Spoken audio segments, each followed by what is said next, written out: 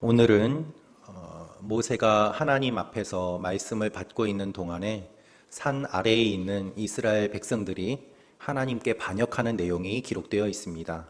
오늘 이 말씀을 통하여서 우리가 묵상할 수 있는 몇 가지 내용들이 있습니다. 첫째로 묵상할 수 있는 것은 영적인 온도 차이에 주의하며 동일한 마음을 품고 살게 하옵소서입니다. 영적인 온도 차이에 주의하며 동일한 마음을 품고 살게 하옵소서. 우리 1절부터 4절까지 말씀 다시 한번 읽어보도록 하겠습니다. 시작. 백성들은 모세가 산에서 오랫동안 내려오지 않는 것을 보고 아론 주위에 몰려들어 자, 일어나서 우리를 앞서서 갈 신을 만들어 주십시오. 우리를 이집트에서 이끌어낸 그 사람 모세가 어떻게 됐는지 알게 뭡니까? 라고 말했습니다. 아론은 백성들에게 너희 아내들과 너희 아들, 딸들이 차고 있는 금 귀고리를 빼서 내게 가져오라 하고 말했습니다. 그러자 모든 백성들은 귀고리를 빼다가 아론에게 갖다 주었습니다. 아론은 백성들이 가져온 것으로 송아지 모양의 틀에 붓고 연장으로 다듬어 우상을 만들었습니다. 그러자 그들은 이스라엘아, 이것은 너희를 이집트에서 이끌어낸 너희 신이다 라고 말했습니다. 아멘.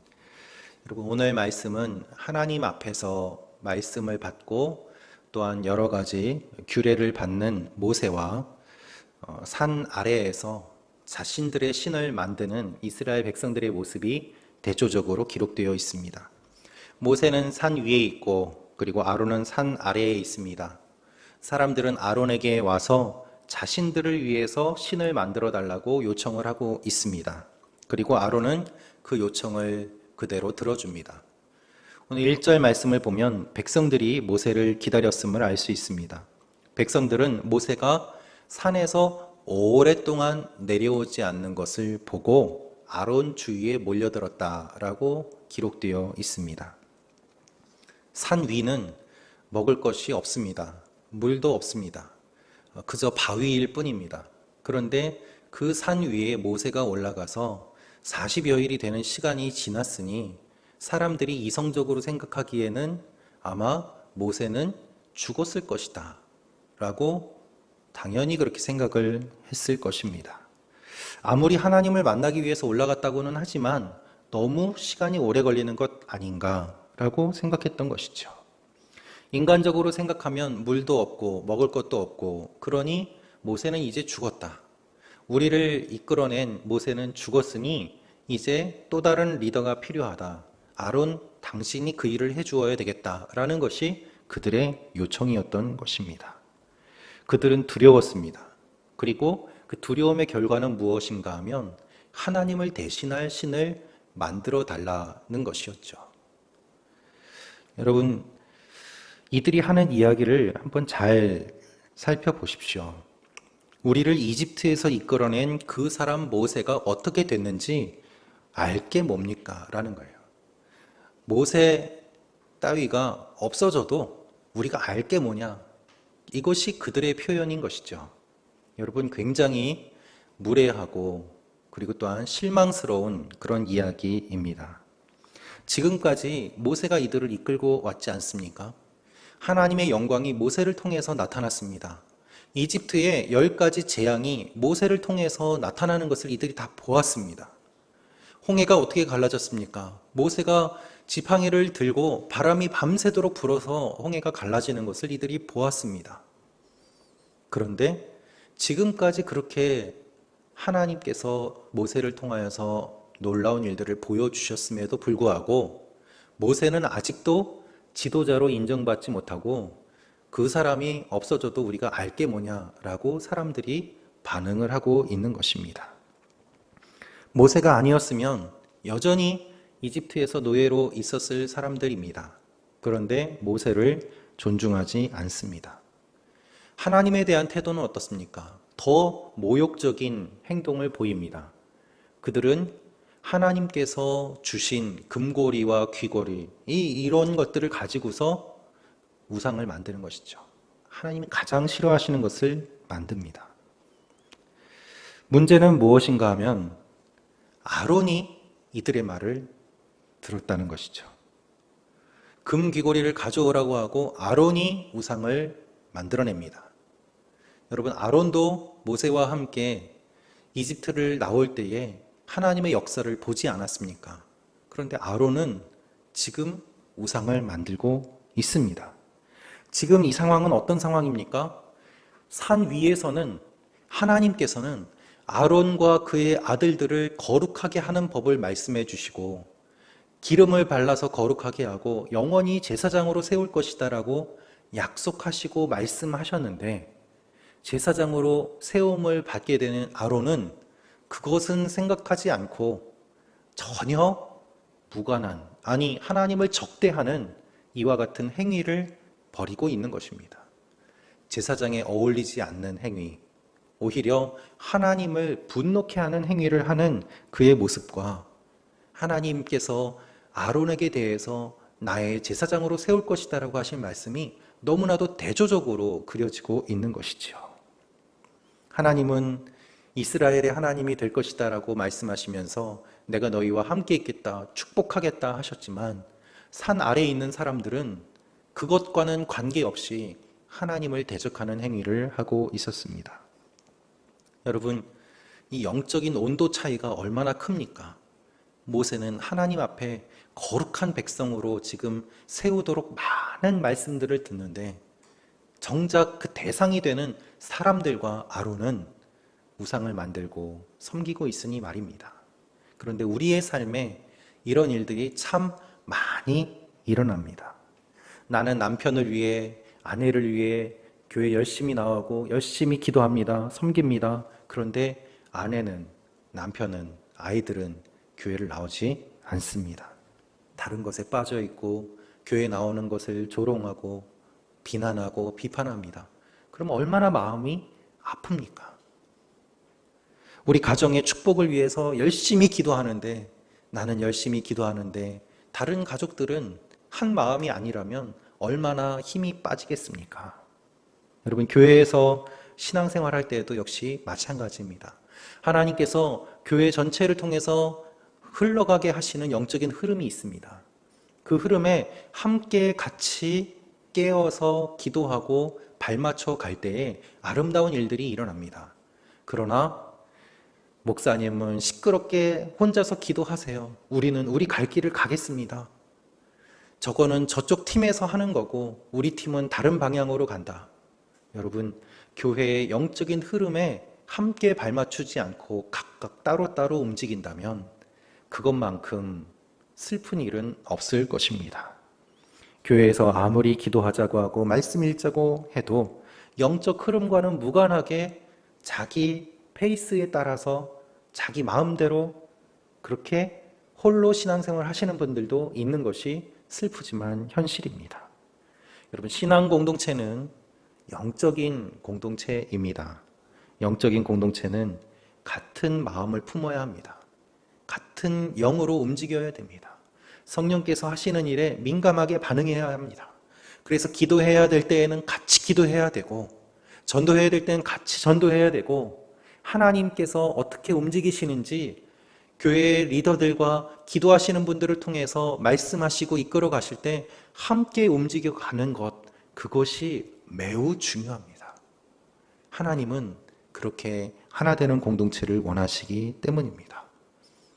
이 힘이 얼마나 강한지 사탄이 너무 잘 알기 때문에 자꾸 교회에 분열을 일으켜요. 공동체를 나뉘게 해요. 이간질을 해요. 너만 말씀을 잘 아냐? 너 혼자 똑똑한 척하냐? 당신만 큐티하냐? 큐티 안 해도 괜찮다. 여러 가지 이야기들이 합리적으로 들리는 것 같지만 결국에는 인간적인 소리일 때가 얼마나 많이 있습니까? 여러분, 이스라엘 백성들은 지금 인간적으로 생각하는 거예요. 모세 죽었다는 거죠. 그러나 하나님 앞에서 모세는 살아 있습니다. 왜요? 그들의 이성으로는 알 수 없는 놀라운 일이 모세에게 일어나고 있기 때문입니다. 인간적인 생각이 교회에 들어올 때 사실 교회는 위기입니다. 그래서 그것을 뛰어넘는 하나님의 일들을 계속해서 바라보아야 되고, 그 일을 보기 위해서는 기도해야 가능합니다. 이 새벽에 기도하러 오신 여러분들께서 먼저 영적인 파수꾼이 되시기를 축원합니다. 한 마음이 되시고 한 영적 공동체를 꿈꾸시고 하나님께서 이끌어 가시는 일에 먼저 적극적으로 참여하시고 하나님의 역사를 써가시는 일들이 일어나시기를 축원합니다. 두 번째로 묵상할 수 있는 내용은 바른 리더는 바르게 이끄는 사람임을 알고 바른 리더가 되게 하옵소서입니다. 바른 리더는 바르게 이끄는 사람임을 알고 바른 리더가 되게 하옵소서. 우리 5절 말씀 다시 한번 같이 읽겠습니다. 시작.